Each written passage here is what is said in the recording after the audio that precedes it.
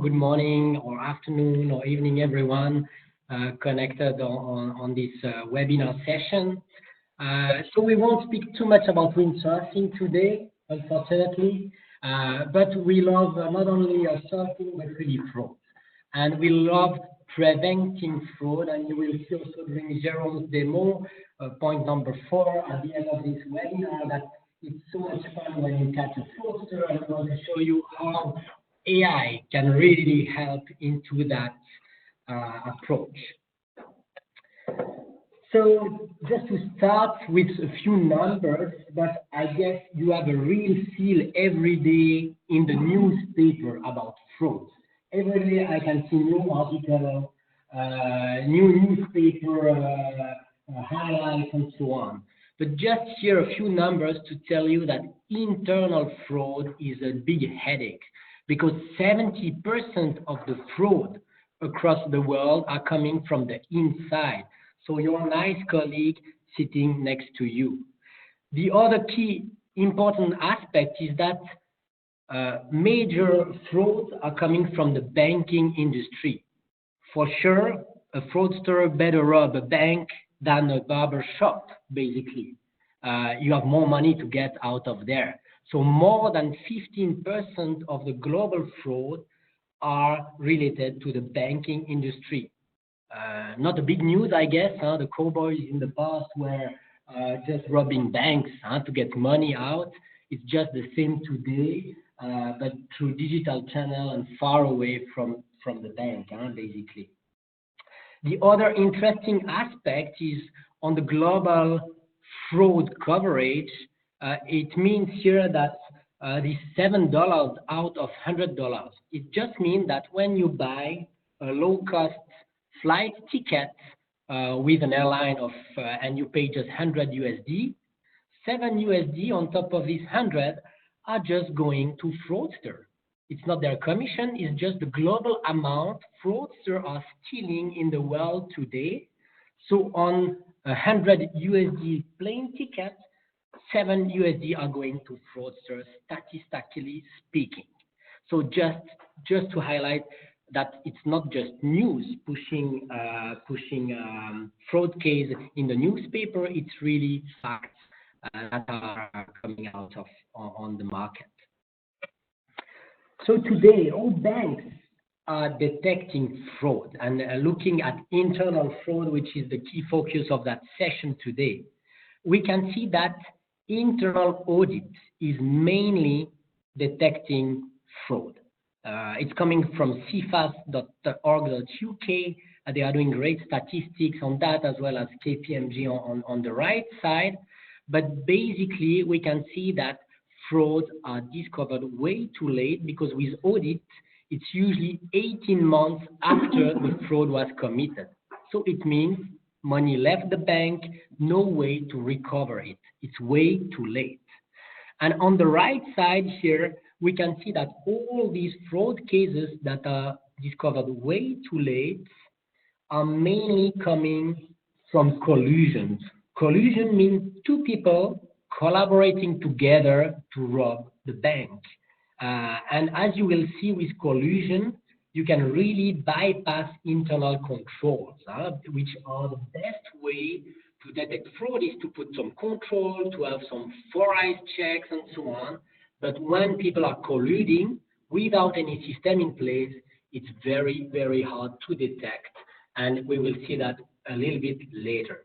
So we can see here as a summary that there are ways to detect fraud, very manual, very driven toward internal audit and internal control, and that collusion between employees is a nightmare for banks and fraud prevention. So today's session, we want to show you how AI and machine learning can really stop fraud before they happen. So not 18 months later, but right now on the spot to block on your core banking system a fraud that is happening live. So just to give a few examples of fraud we stopped, basically, and you will learn more with Jerome in a few minutes about our technology on that, and then to have a real feel of how it performs. But basically, there are plenty of fraud challenges we were able to stop, such as employee doing small transactions that are not noticed by the customer, so small fraudulent transaction on client account. There are also many topics around IT operation, collaborating with back office employee to, for instance, change a flag from a dormant account to an active account to enable someone at the teller to do some withdrawal and so on, and then just changing back the flag of dormant account. So meaning bypassing some control that were maybe designed around dormant account, but as people are just collaborating, colluding, then this fraud can easily happen due to that. There are many other cases, I won't go through them, but just to let you know that our approach is to come with predefined AI risk model that enable you to directly catch up all these major types of fraud, because we are looking at the behavior of your customer and the behavior of your employee. So that's basically what we're going to show you in a few minutes in the demo. Don't forget also to download your copy of our ebook on that topic. You will see that it covers challenges, it covers type of fraud, it covers also solutions related to internal banking fraud. So you will have the slides right after the session. Feel free to click and download this document that gives a very insightful information around that topic, and not just the few ones we are presenting today. So let's see now how at NetGuardians we believe we have a strong approach using AI and machine learning to prevent that. And just to jump in the topic, to highlight a bit what we do differently, it's basically we are today's really used about rules. We have a fraud, we define a rules to catch that fraud. So it's a little bit like antivirus company did in the past, or even today's. You are always late because you have a new fraud, you have a new rule. Antivirus, the same. You have a new virus, you have a new rule, and you have a new virus definition to download. You are always late, and you get troubles because you never install quick enough the new update from your antivirus. That's what we call here the traditional approach. It captures fraud, but only the known one. I would say the major stream fraud, the blockbuster of the fraudster, let's say like that. On our side, we believe that looking at fraudster is the wrong approach. You need to look at the employee behavior and at your customer behavior. And our approach at NetGuardians is not to define patterns to detect fraudster. It's to look at suspicious behavior of your client, your banking customers, and your employee through transactions and through behavior of employee, so meaning audit trails and logs. We use that in a way that our system is learning every day. We use machine learning, unsupervised and supervised learning approach to detect these fraudulent transactions, because we are not looking anymore at fraudster behavior, but at your customer behavior. So it means that we're going to stop transactions that are too strange, for instance, for you, Jerome, to be done. It may be a fraud, it may be not, but as we learn so well, we are able to reduce really the number of false positives and having very suspicious transactions that any bank would like to block because it's too strange to let it go. And that is our approach, not running after fraudster anymore, learning from data the bank is having inside, so transaction and audit logs, information from the behavior of your employee that we call here relationship manager on the bottom here. Thank you, Julien. I would like to take this opportunity, just a few slides, to go into a little bit of more details in regards to what we do when it comes to preventing internal fraud. You know, at the end of the day, unless you're working for an investment banking institution, the transactions that are manipulated by the banking institutions are done on behalf of a customer. In retail banking institution, the customer may be asking for the transaction or the payment by himself by going to a branch desk or by using the e-banking application. And in private banking institutions, there's likely a portfolio manager or a relationship manager that is trading or acting on behalf of the customer.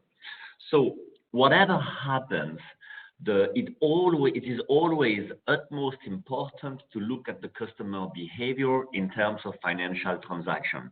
At the end of the day, the question we want to answer here is that specific transaction which the artificial intelligence is scoring in real time.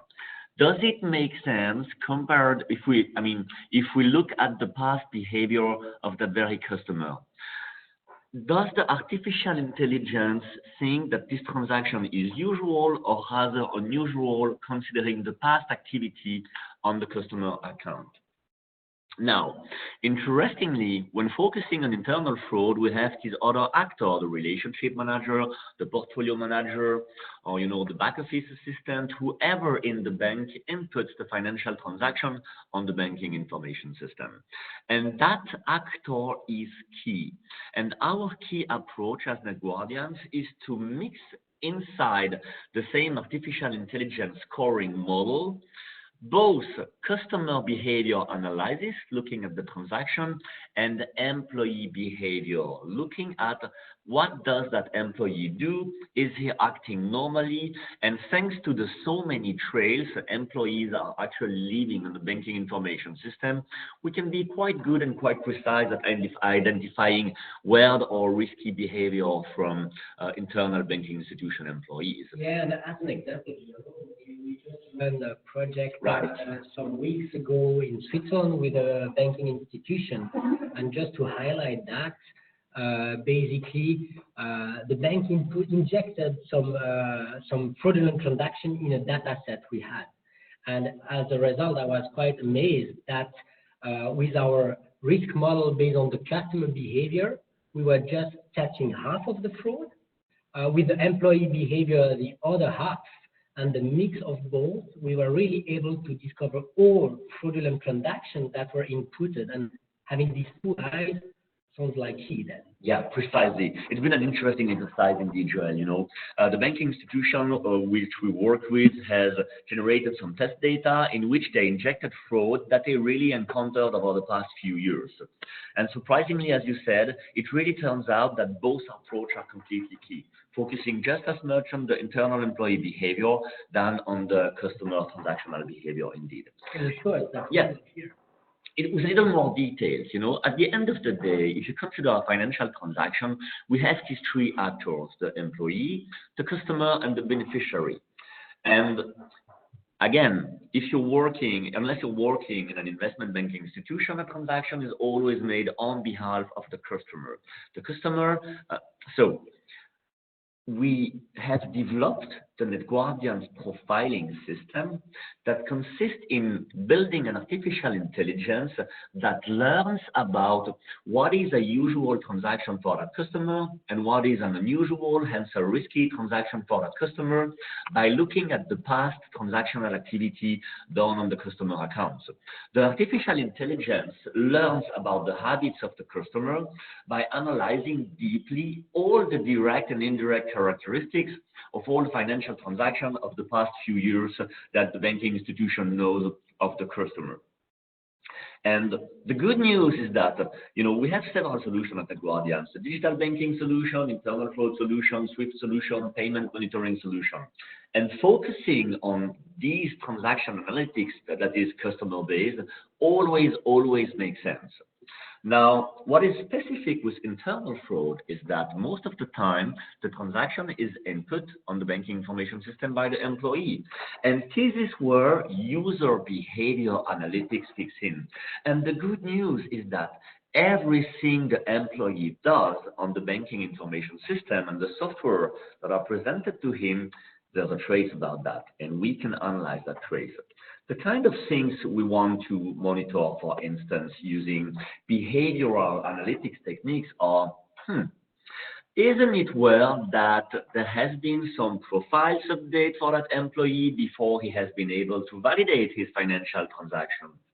Or another example could be, isn't it well that his portfolio manager did some, inactive account browsing using the core banking system before inputting a transaction on one of these accounts?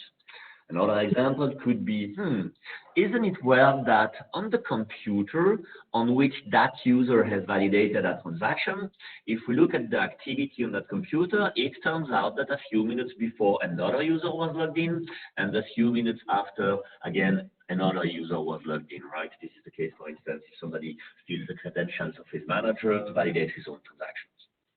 And we can deploy as many behavioral probes that are required on the banking information system to capture all the unusual behavior we may want to capture. And this is key to broaden the view of the artificial intelligence. On these different behavioral probes, we compute what we call the relationship manager risk factor. And the key approach at Guardians is to mix customer transaction analytics and user behavior analytics into a consistent scoring model that the artificial intelligence will use to evaluate the financial transaction. I won't say much more at this stage. I suggest we quickly go to the demo. What do you think, John? Perfect. Let's have a look at the demo and how we can mix these two models together into some alerts and some hits. Awesome. Okay, so I prepared a demo on some test data that we have. I used the month of June 2018 to score a few transactions, reproducing a situation where we have a risky behavior from an internal user named Peter. And if some of you already assisted to some of our webinars, it turns out that Peter is a pretty bad guy. He's always the one we're throwing when we're speaking about internal fraud. So here on that dashboard, it means that we've got a view of open alerts, open cases that are related to transactions we blocked on the core banking system.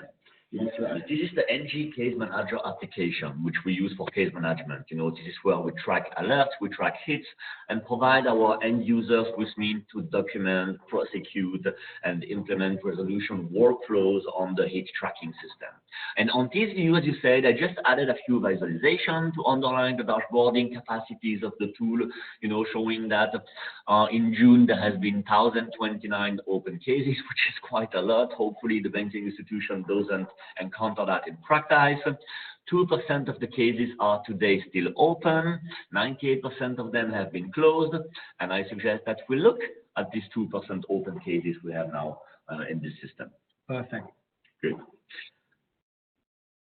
So let's review these open hits. On this view, we present the end users with the list of hits, the list of transactions that are currently blocked within the core banking system, and that, for instance, fraud investigator or risk officer needs to review before enabling the payment to actually leave the bank. Okay, so here it means every line is a transaction that is currently blocked into the core banking. So we need to do something to release them. Precisely. And how do you know if you need to release them? Now that's the thing, we need to investigate these cases. I suggest we take the first case. It's a transaction input by Peter of around 7,000 euros directed to France on that beneficiary account with that beneficiary address. And as you can see, Joel, we're using here anonymized and scrambled data, not by mistake to introduce any confusion with someone that may be really existing. Okay, so here it's a very high risk transaction. I can see it's the 99% risk score. It's a top score. And this shows as well the fact that we're using test data, because in practice, such a high score never happens at our customer. So let's look at it. What do you think? Yeah. Okay, on this screen, we have configured it to show some information about the financial transaction. Again, it's been input by Peter on that customer account for an amount of 8,000 Swiss francs, a little more than 7,000 euros, that goes to France. And under this first part of the screen that shows, generic information about the financial transaction, we can see what the customer-based profiling model computed in terms of unusualness of and risk factor of the transaction. So here it means every item here is at the end something we learn from the customer, and when it's red, it's not common, and when it's blue, sounds like it's common. You understand it. It's exactly that. The more the highest the bar in the red, the more unusual this specific characteristic has been on this transaction, and the lower the bar on the blue in the blue color means the more usual that is. And if you start looking at the blue ones, it's quite surprising to see that a 7,000 euro amount is pretty usual for that customer.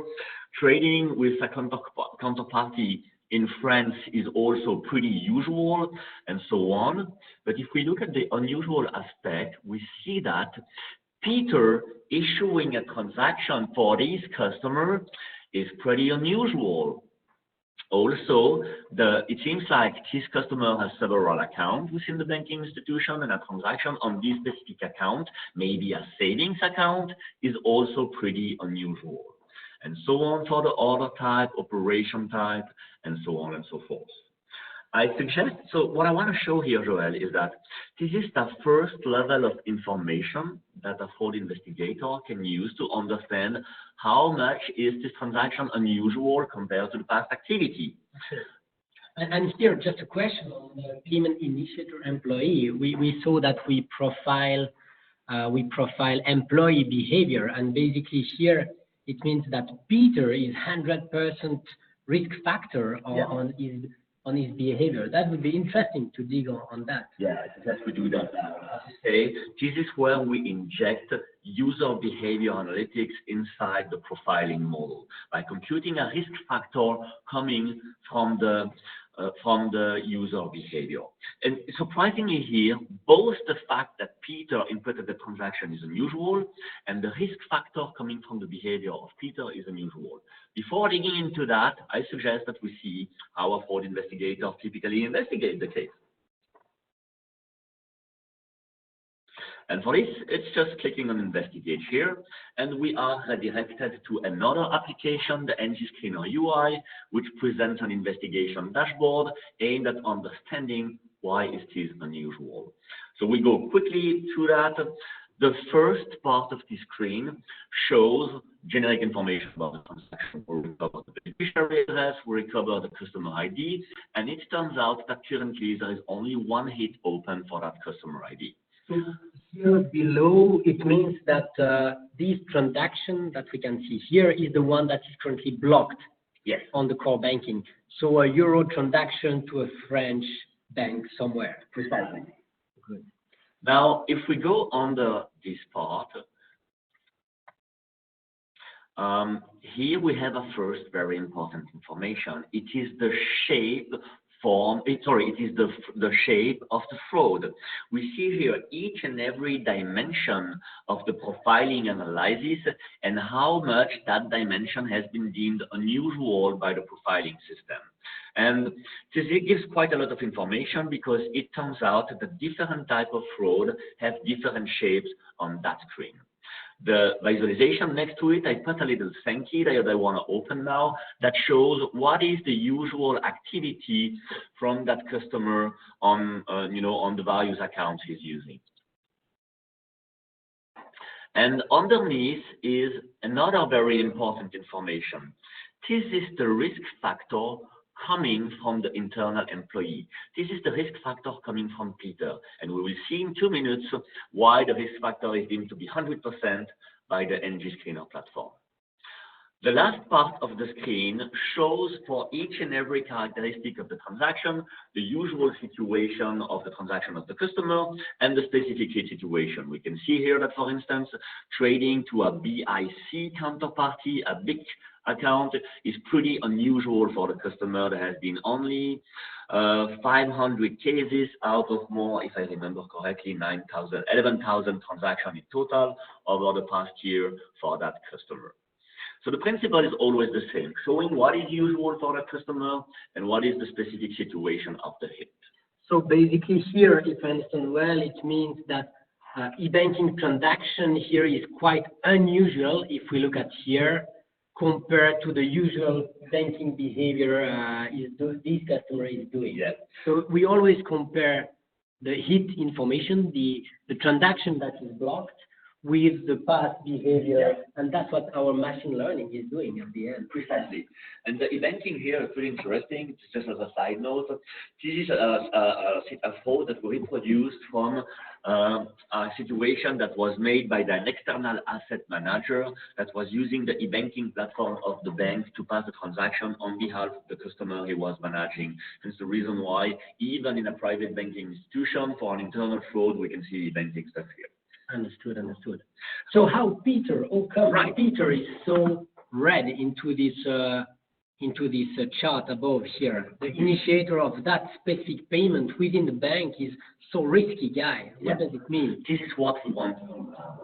Why is that Peter guy deemed to have 100% risky behavior by the profiling system? So for this, we need to use an NG Screener analytics function, which is reachable. Let me get rid of this filter here, which is reached using this button here, show user risky activities. All the navigations and transformation available here are configured by our consultants when they set up the analytics, this possibility of the platform. So here I want to see what is that Peter risky behavior. Let me get rid of the profiling. So on that screen, we can really understand why Peter is so red, because his behavior within the bank over the past few months, few weeks is unusual. Precisely. This new screen presents all the user behavior alerts and hits coming from the analysis of the activity of Peter on the banking information system. So I would just want to show this visualization here, which shows each and every of these violations, each and every of these hits. And we can see that in the past months, Peter has been breaking the 4 eyes validation 63 times. He has been generating a multiple user logins from same IP alert 1 time. This is a pretty bad one, by the way. So it means he's logging with on the same computer with 2 different credentials in the short time frame. Yes. So like he's maybe using my password. Yeah, it's exactly that. And if you want my opinion, that's the way he violated the 4 eyes check, the 4 eyes constraint. He logged in his computer with another credentials and maybe has been able to change his profile to validate transaction and things like that. Yeah. So very long, but based on what we see here, very important violations on the 4 eyes bypass, very important violations on the multiple user from same IP, and the fact that he access critical applications from the banking information system, it really shows that this Peter has a very, very risky behavior.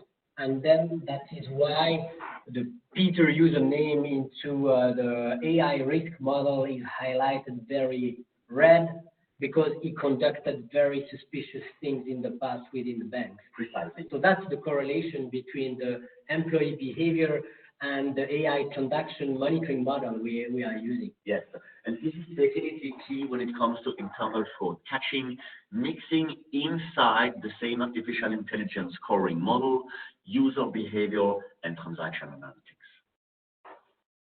Great. Great, perfect. I think I suggested we have a few minutes left, so you can now ask your questions. So you can use this time to take a few questions. Thanks a lot, Jerome. Thanks a lot, Jerome. It's really interesting. We have only 30 minutes, a big topic. Of course, we have lots to say, but we gave you an overview, so now we can a bit continue with the questions. And just I'm receiving some questions. Yes, the recording will be available. We will be sending the recording to you so you can share with your peers if you would like, and also the slides. And in the meantime, so we had an interesting question here. So the question is, okay, we talked about rules. We are talking about machine learning and AI, but wouldn't rules be sufficient enough to actually catch these fraud types? So why do we need now machine learning on top of rules to really catch these type of frauds? You know, every banking customer is different. Every banking employee is different.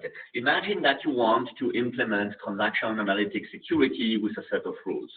Now, imagine my own situation. I use my account at the end of the month to pay my taxes, to pay my leasing, to pay my rent, and to pay my telephone bill, right?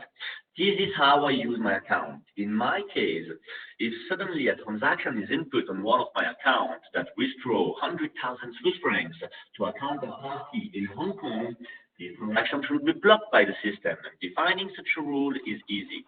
Now imagine another situation. Imagine the situation of a corporate employee that is trading with the corporate account and that is paying providers and furnishers everywhere in the world. The guy travels everywhere in the world to pay the providers of the corporation. Big amounts for counterparties everywhere in the world. In this second case, it is on the contrary, a tiny transaction withdrawing a few Swiss francs to pay for a telephone bill in Switzerland that will be blocked. Likely the guy is using the corporate account to pay his own bills. What I want to say here is that every banking customer is different, and if you want to reflect each and every one situation using rules, you end up implementing dozens of thousands of rules on the system. And while I've seen some banking institutions attempting to do so, this just doesn't work. It's unmaintainable, and it's in practice completely impossible to do. Profiling and artificial intelligence learning from the facts, from the transaction, what is unusual and what is risky for a customer is key in terms of efficiency of the scoring system and the efficiency of the transaction of the fraud detection system. Great, thanks a lot, Jerome. So we have one more good question. So how long does it take for the solution to learn about the customer and the internal user behavior? And can you actually inject past data based on users and customer in order to build the profile? So how long does it take?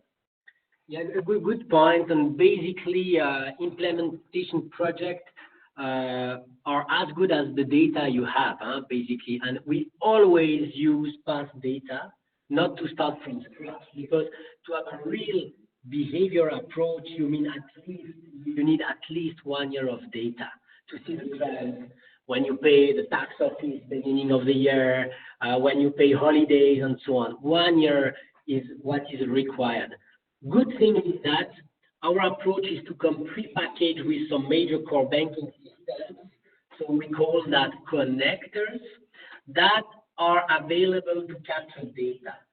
And the data is already there within the bank. And through our connector, we can really load past data. So we always advise loading past data at the beginning of the project to the training of the models. As we said, we use unsupervised plus supervised machine learning model to be able to fine-tune the hits, reduce the number of wrong alerts that are called false positive, and then it is really key to have data available to run such an implementation project. And thanks to our existing connector on major core banking systems, it's more out of the box, the data capture approach, and that's what helps us to be efficient. Then go live, and you don't have to wait 1 year to get relevant results on the system. Thank you. So there was a follow-up question about the false positive. You have mentioned briefly, but how many times does the system have to actually have false positives so that the machine learning is learning and then so that it turns into whitelisting so it doesn't create more false positives? So how many times do you have to have false positives at the end so that the system is working correctly? It's a good question, and data scientists have the exact answer at NetGuardians. From a high-level perspective, we use different types of statistics in that regard. Maybe Jerome can add on that, but to have kind of automated whitelisting is just done through our model that is learning. And basically, in some cases, one valid transaction to a counterparty will kind of whitelist this transaction. It's not a whitelist behind, it's just that the model is using logarithmic scoring that enable, after just one transaction on top of plenty of transactions, a kind of same behavior of whitelisting behind. Yeah, it's definitely the approach. The artificial intelligence we have developed is able to understand that once one transaction has been validated in a certain shape to a certain counterparty, we deem it being part of the profile, even if it's only one transaction out of 10,000. Now, of course, the artificial intelligence is smart enough to be able to detect cases where, a fraudster will attempt to send a tiny amount to a counterparty to have it whitelisted, followed in the following days or even sometimes following hours or minutes by a big amount to the same counterparty if the first small transaction has been successful. And the whole challenge of our artificial intelligence, and it's working quite good, is to be able to validate transactions to counterparties while not enabling this kind of attacks. Small transactions followed by a big amount. Great, thank you, Jérôme. So there's an interesting question. What about the new banks, new financial institutions? Because we need historical data so that the solution can work. So if the bank doesn't have this history, what happens? So how does the implementation work? So imagine, Mine, you are setting up a bank tomorrow. Basically true. You have no behavior of employee. You have no employee. You start from scratch. You have no customer. You start from scratch. So it is true that for new banks, you have to fall back into rule systems. As mentioned by Jérôme, we provide machine learning, but rules too, because it's still for new customers, it's exactly the same. You need at least a last check, which is more rules because you have no behavior to learn. So we are using a mix of rules for new customers, for new banks having maybe 5 customers a day they start. And basically, that's this mix that enables them to switch on machine learning when you start having some more behavior to learn on. But for sure, for new banks that are coming out and acquiring customers, having no history, rule approach is the good combination that we are using into these type of setups. Great, thanks, Joël. And one question is about, again, like implementation and the business model. So do you provide the solution as a service, or is it only on-premise? Can we have a post period to see the results? How long does it take to get the results? So if you can give us a bit more information about the service, if we can have it as a service, or what type of options do we have? Yes, so we are currently delivering our solution either on-premise or in NG Cloud. That's the cloud offering that we are providing from Switzerland. So both options are possible. And basically, to run a kind of pilot, we've got several options. Either to run a pilot really hand-to-hand with the bank to really fine-tune the different model we use. We've got some other options that are also available where we can have a lighter approach, where you can provide a dump of transactions, a very big historical file, and we run a small pilot onto these past transactions to detect suspicious behavior and suspicious transactions based on that. So yes, there are several approaches for delivery on-premise and in the cloud, as well for pilot, either doing that through a light way or doing that through a real pilot on-site working with the team. That usually show the best value of the solution because it's a real kind of, I would say, pre-implementation. It's just that our solution is not working real time into the pilot. And once you go live, once you decide to move ahead is just kind of plumbing issues to connect our system to the core banking, to score transactions and so on. So I would more call that a pre-implementation approach, and both options are available right now. Great. And one question is about, are there any specific industry standard patterns or algorithms used for the behavior analysis? It's true that we are working for the with the financial institutions and banks, so we have the algorithms catered for the needs of banks, but what about other industry standard patterns and algorithms? Yes, so right now at NetGuidance, we are focusing on banking and payments, and basically the value is coming out of our library of risk models, of AI models we are providing. So fighting fraud is about knowledge, and as we all know, knowledge is power today. And basically, due to the fact that we have customers in Asia, in Europe, in Africa, and so on, we are always having new risk models, new ways to analyze your customer behavior, your employee behavior, your transactions, and so on.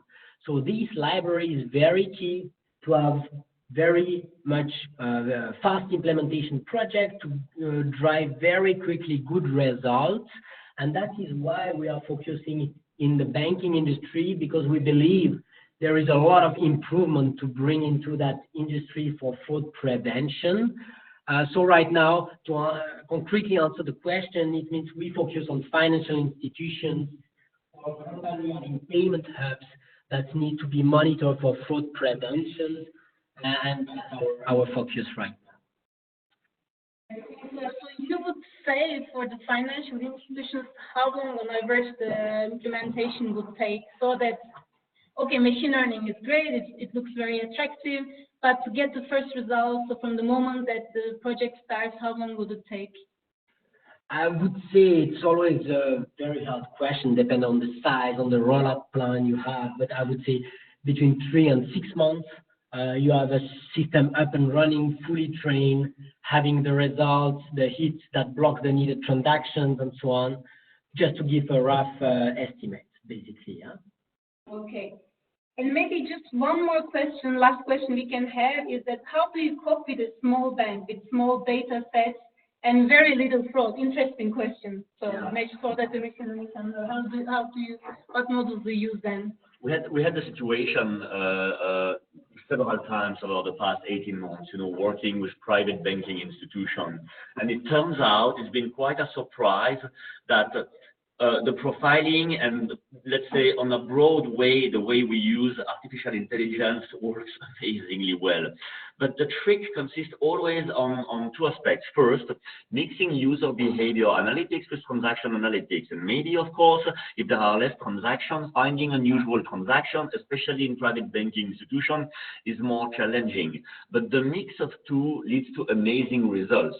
And then another trick in private banking institutions with way fewer transactions is to compare a transaction to different background sets. It always makes sense to compare a transaction to the past activity at the customer level, on the different accounts of the customer.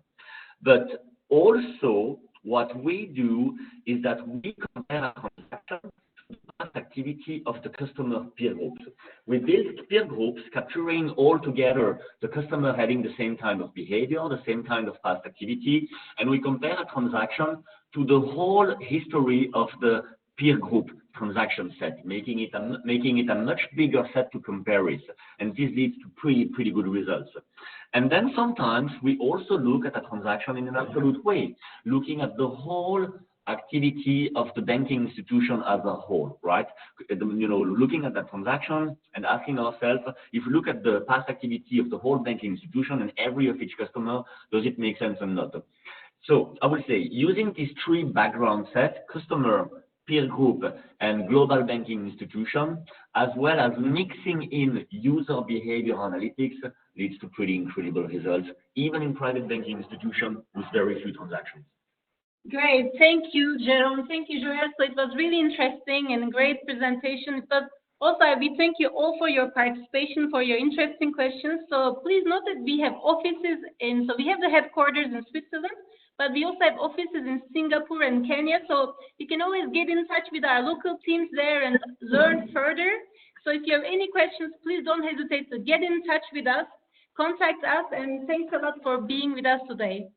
Thank you. Have a good day, everyone.